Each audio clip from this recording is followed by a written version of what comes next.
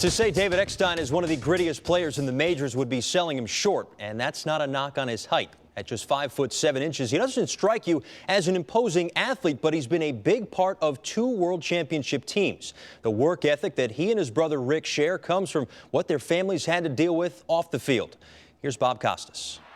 That ball hit deep to left field, and it's a home run! Eckstein touches them all! Infielder David Eckstein is widely regarded as one of the grittiest players in the game. Eck diving, leaping, either way, got it. All 5'7" of them. There's another Eckstein in the major leagues. Rick Eckstein, David's older brother, is the hitting coach for the Washington Nationals. The brothers share more than just baseball.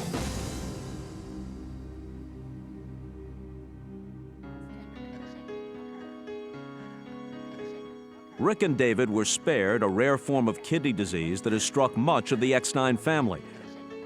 Their father, Whitey, was diagnosed as a teenager with a genetic disorder that often leads to kidney failure. It was ultimately passed on to 3 of the 5 Eckstein children and 4 of the family's 6 grandchildren. When I was 17, I was virtually given a death sentence. You know, you really don't dwell on it on a day-to-day basis. These are rare diseases. Typically, their kind of disease is a wild type, which means that 1 person in a family will get it, maybe 2. But this has pervaded 3 generations of their family. As a result, kidney transplants have become commonplace for the Ecksteins. David and Rick's father, their 2 sisters, Christine and Susan, and brother Ken have all undergone transplants, and all have spent long periods of time on dialysis. Having my father and 3 siblings already have transplants, it gives you a lot of perspective. It gives you a lot of perspective at an early age. Growing up, they're wondering if they're gonna live, and I'm, out on the baseball field with my brother playing. And so early on, my thoughts as a young child was, why couldn't this happen to me? I could handle it. I'm strong enough. I can handle it. The 2 brothers, they were spared of kidney disease, and just talking to them, they'd always told me they always felt guilty. But I think as they've grown up, they realized, well, that's why I've been spared, is to help the other siblings if they need a transplant ever in their lives. Ken, the oldest of the 5 children, received a transplant from a deceased donor in 1991. But last February, that kidney began to fail. Ken was placed on dialysis, which his sister Christine administered 5 to 6 times a week as the search for another donor began. The process of dialysis is not a fun experience. Watching, what my sister Christine had to do for Kenny, over the past, 8-9 months is just horrendous, and seeing what the patient actually has to go through. I woke up one morning and knew that I was going to donate. It was close to the middle of September during the season, and I knew. I just knew, and I knew that when I came home for the season that I was going to do this, and I don't know why I knew that. I just knew.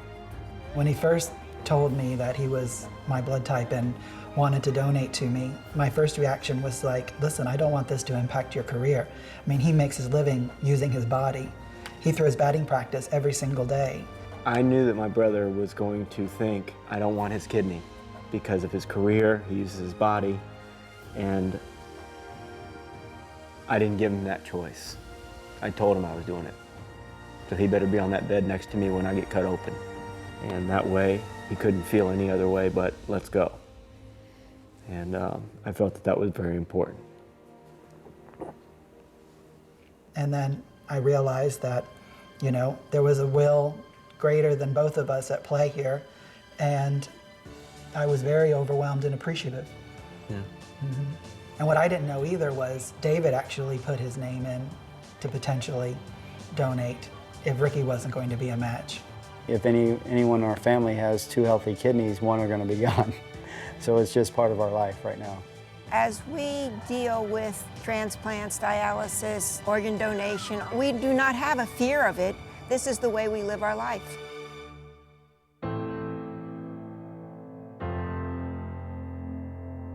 On December 8, 2010, a team of doctors at Florida Hospital operated for 5 hours, successfully removing one of Rick's kidneys and transplanting it to his brother Ken. So far, the recoveries for each have gone remarkably well. Every time someone asks me about how's Ken doing, I mean, I start getting emotional because the things that he's doing over the last just several days, he couldn't do 3 weeks ago. Hold it back a little bit, okay? You know, and so when you come across, okay?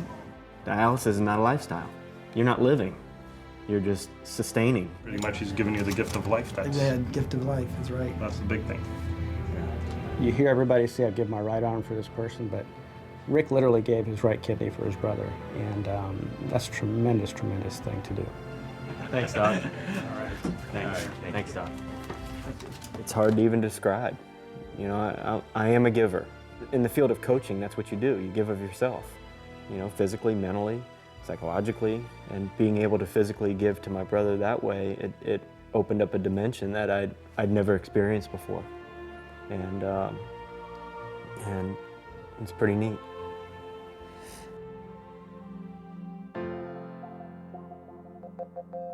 While the procedures performed on Ken and Rick were a success, the Eckstein family understands the reality of what lies ahead. I went and got tested and found out I was actually a match for my sister Susan. Susan received a kidney from my mom in 1989, and right now she is in the process of her body rejecting it. And they're predicting within probably the next 2 or 3 years she's going to need a kidney, and so I'm next in line to give. So actually I can't wait. It's been less than 2 months since the transplant took place, and the doctors are very pleased with Ken's progress. Since leaving the hospital, he hasn't encountered any setbacks. As for Rick, he was back swinging a bat and throwing a ball less than a month after the surgery, and he'll be ready to go for the start of spring training. Back to you guys. Not surprising, because you know what? You go around and you talk to a lot of people that know the Ecksteins, and you never hear a bad word. And so a story like this, Matt, it kind of fits in everything that you've ever heard about Dave and Rick Eckstein. Not only have they given to the game, but you see what they mean to each other as a family. And I tell you what, it's awfully incredible what they are doing and what David may be willing to do in a short time. Yeah, and I think the big thing you said was never hear a bad word about that crew. We've been around this game a long time, please. That doesn't hold up to everybody. It may be said, but I think in this case, it certainly is true here. Well, this piece is exactly who they are. I've known the Ecksteins for a while now. I've known Rick since he was a minor league player, and David too. And this is exactly who they are. And it's part of the reason that a guy that had to walk on at the University of Florida and walk on everywhere in the minor leagues ended up being a shortstop on 2 world champions. And it's that incredible character. Those people who like only statistics and don't think character matters, well, just look at the Ecksteins. Terrific story.